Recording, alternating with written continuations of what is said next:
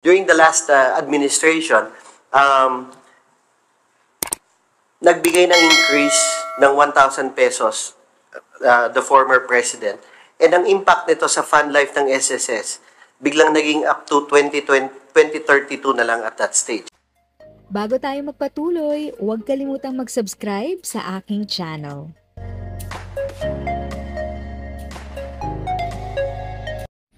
Thank you sa pag-click ng aking video. Good day po sa lahat ng ating SSS pensioners. Sa mga bagong viewers at napadaan lang, by the way, I'm Tita Eda. Welcome to my channel. Ang channel na maghatid sa iyo ng dagdag kaalaman tungkol sa government services, bagong mga balita at informative videos na galing sa legit na resources. Mag-subscribe na para updated ka. To explain a little bit about itong fund life, because there might be some notion na itong increase na to is purely related sa fund life. During the last administration, nagbigay ng increase ng 1,000 pesos the former president.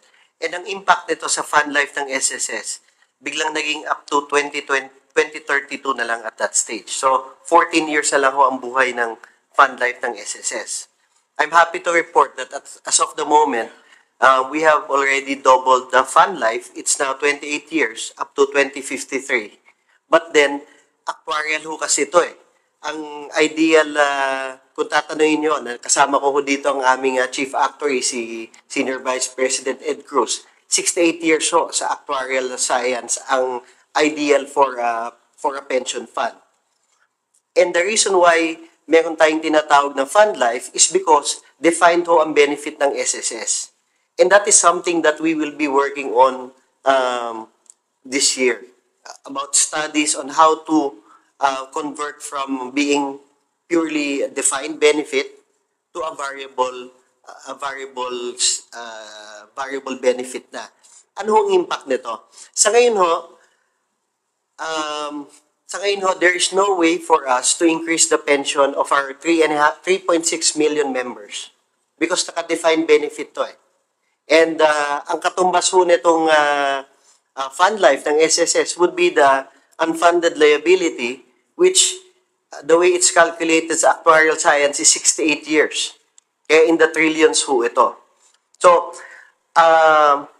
going back to your question, yung 100 billion ho na to na dagdag na income ng SSS is we would have to invest the money where it is allowed within our charter, and hopefully as we transition to finding ways and means to provide better benefits to our members, makakatulong ho itong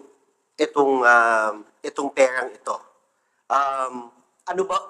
In the press statement that I released this morning, ang katumbas nitong last tranche of increase is around 51.3 billion. Yun ho yung kakabuuhan, annualized.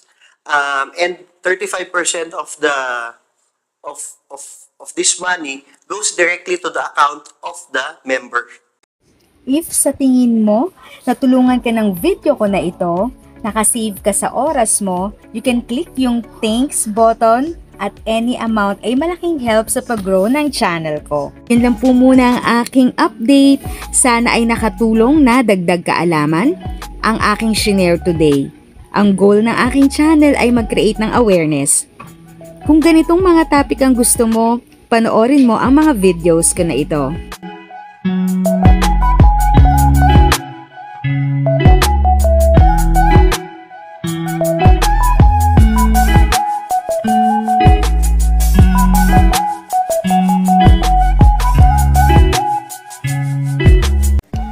Thanks for watching! Kung may kapamilya, kaibigan o kakilala sa tingin mo ay magiging interesado sa video, please share or tag sila sa comment section.